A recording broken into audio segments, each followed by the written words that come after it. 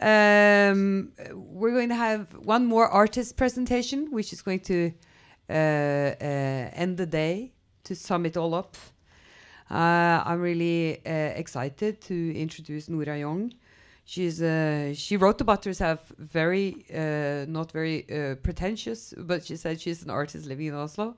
I would say she's a performance artist. She does sculptures. She works with space. She's exhibited here at Kunsthøgskolen. I've seen several of her performances. It's like she has a very large, how would you say, circle of what she's working with. And also she's been studying in Gothenburg, Bergen, Aarhus, and Oslo. She's also one of the founders of Gallery Destinies here in Oslo, which is an important artist-driven gallery. So welcome to Nora Joung.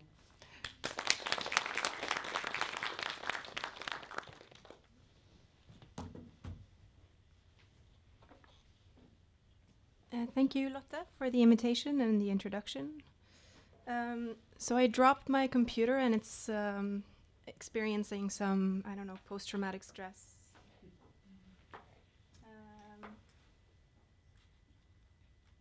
So I don't actually know why this photograph is wonky. Hopefully we can just deal with it like it is.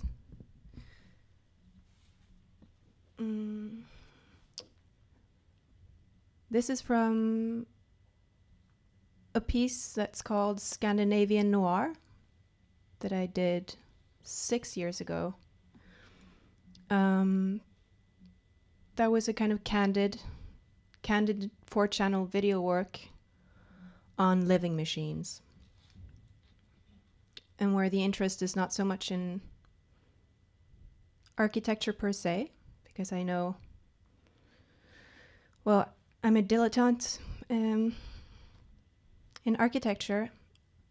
I have done several projects that are about how the body can be disciplined by architecture, or maybe especially the language surrounding architecture, or the language intended to promote and sell real estate.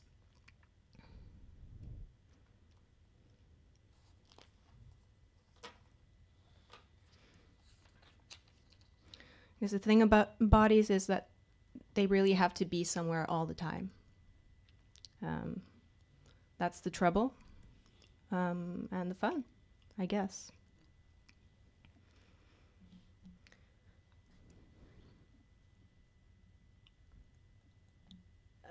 I'm sorry, that's not really...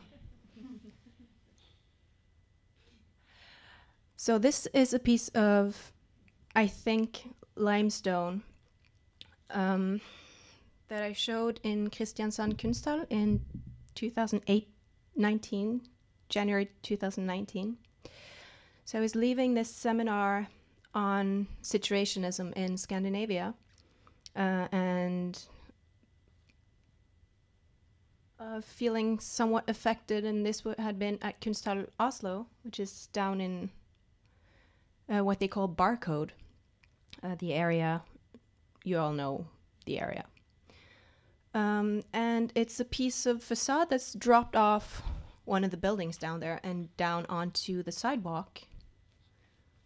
From maybe this height, an entire stone had fallen off the facade, and I thought, that's interesting. Probably someone's going to come running out to remove the evidence of how easily they apparently come off. But the next time I walked by, it was still there, so I picked it up and brought it with me and weighed it. It's, I think, if I remember correctly, it's 8.4 kilos.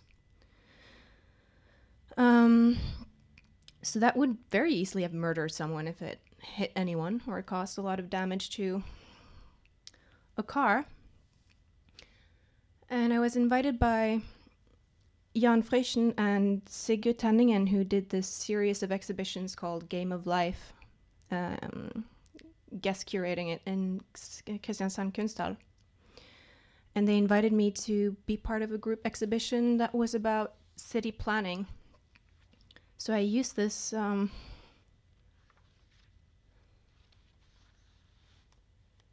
I don't know if you can even tell what it is. It's just a stone. I used that as a starting point to do a project on the language that's used by contractors and entrepreneurs working with, well, setting up new buildings for people to live in, and especially the wording used by OSU, Oslo S Utvikling, who owns a lot of real estate in the Bjørvika area. So I was spending a lot of time online looking at their prospects and kind of trying to both assimilate and accumulate the kind of wording that's used in for the purposes of selling these kind of, well, prospects, buildings that haven't been built yet.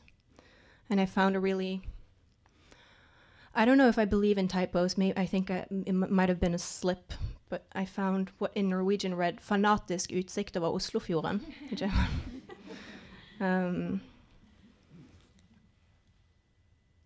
so I just kind of looked at the type of language and how senile it is in a way. And this is one of the works from the Kunsthøgskolen called Habitus. So it's this case a person could potentially live in.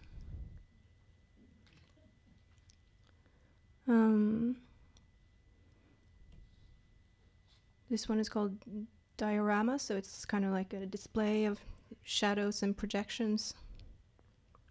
It's inside this cardboard structure made by the architect Jonas Major, in this kind of beehive cardboard. So you'd have to kind of crawl to enter it if you were a grown adult, but children could run in. So it's a kind of game of scale and projection and mirroring.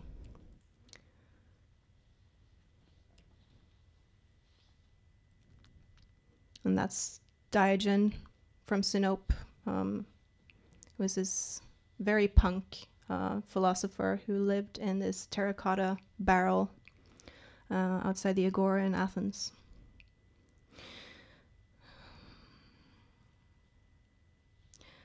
Looking at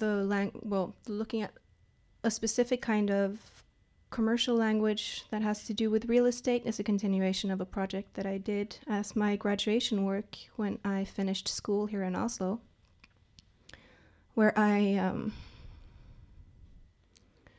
turned off AdBlock and purposefully trashed my search history so I could kind of get access to, or give the algorithms that would then solicit me the information to tell them my age and my gender, that I looked at art online, that I might have bought certain books or bought certain concert tickets. You know how it works. And then I used the information that I received back as a kind of score to make this work. It's an installation. As you'll see, it's the LC4 Chaiselong, that we looked at several times earlier. I bought it. It's a decent copy. I bought it online from this very shady guy who dropped it off here at Kunsthøgskolen, and I Googled him, as you do, and found out that he had been sentenced for embezzling because he was on the board of this private kindergarten, and he embezzled 200,000 Norwegian kroners and apparently spent it buying original art and hung it in the kindergarten. And then I wanted to get rid of this piece of furniture after a friend of mine told me that it's the piece of furniture that he most often sees in porn. And while I pity him for seeing that pattern, I still didn't want it in the house, mostly because it's impractical. So I put it up on Finn really cheaply, and this buyer shows up and buys it back, and it's the same guy that I bought it from like 2 years earlier. Yeah.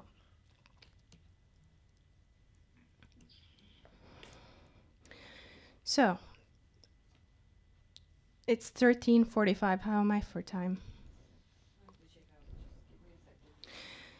After this, I became kind of interested in, I don't think it's specific for Norwegians, but it's a thing with Norwegians as well, these very incredibly strange notions of private property and like private life. Where it's kind of a threshold to be invited into the most private sphere, which is, I guess, the home. And Norwegians statistically just use so enormous amounts of money on their homes. So I did a project here in the building too with the UKS, the union, that dealt with what kind of ideological windows that I and people from my generation, well, people who grew up with television, being raised by television, invited into their homes via the screen. And that was in the building where Elif Pressetta has made this beautiful archival reactivation from Guttormsgård's archive that is up now. So there's this mezzanine that's built, so the audiences enter and see the exhibition from a bird's eye view before they can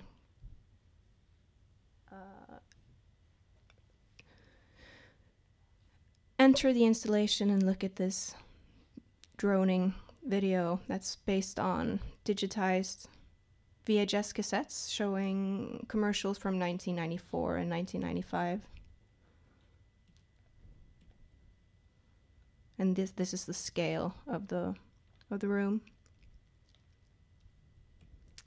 And for this exhibition too, and this is perhaps more in line with today's theme, I did one piece that's not about Le Corbusier, but it starts with a quotation from a letter that Adolf Loos sent to Corbusier, where he claimed that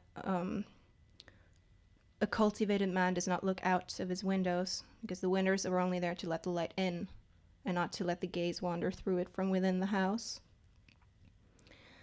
And I just found that's such an incredibly strange thing to say. But I'm also extremely voyeuristic, so for me, a window has no purpose other than providing privacy while you can spy on others. So I made this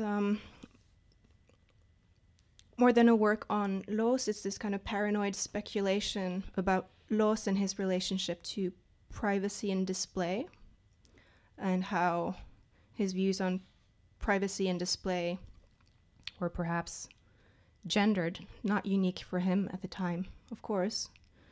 So it centers around Loos's use of windows, and also this house that he allegedly drew for Josephine Baker that was centered around, or where a swimming pool, a glass swimming pool, was the centerpiece of the plants that he drew for the building, so that she could be viewed by her guests while she was displaying her body that was largely exoticized at the time by the white audience.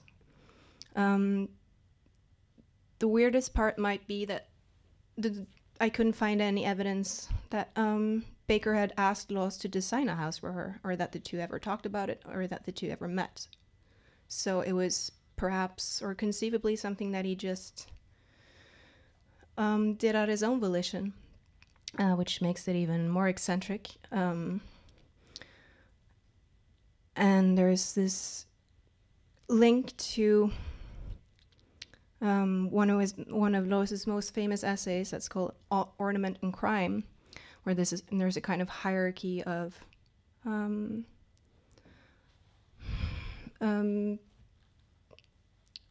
slightly anthropological view on what kind of ornament is civilized and which are less civilized, where the tattoo is deemed the least, well, it's deemed to not be very civilized. But when he built the models for the Baker house, it has horizontal lines along the facade of the house resembling tattoos, and the architecture critics of the time also referred to it as the tattooed house.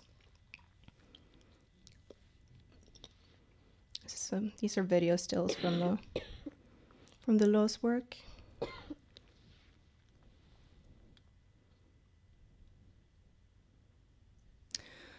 Latest work that I did that I have documentation of is this Lillyput Village. It's based on a postcard from the 1940s of this textile factory in a village in the west of Norway.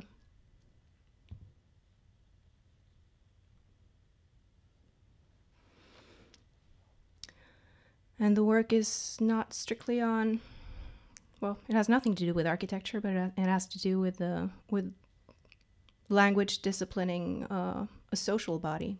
So the work revolves around this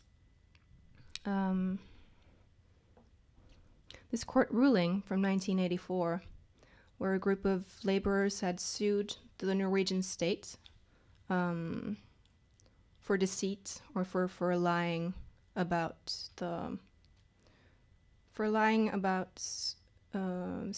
continuing to subsidize 164 workplaces in this textile factory in the west of Norway. So the Labour Party government, their Minister of Industry, Bjartmar Gjerde, had gone to a union meeting and promised that the factories and the workplaces would be saved, but had no intention of keeping that promise. And then 4 textile workers with their respective unions sued the Norwegian states essentially for lying. Won, and then lost everything, lost at all counts in the appeal court. So the work is about, well, legislative jargon.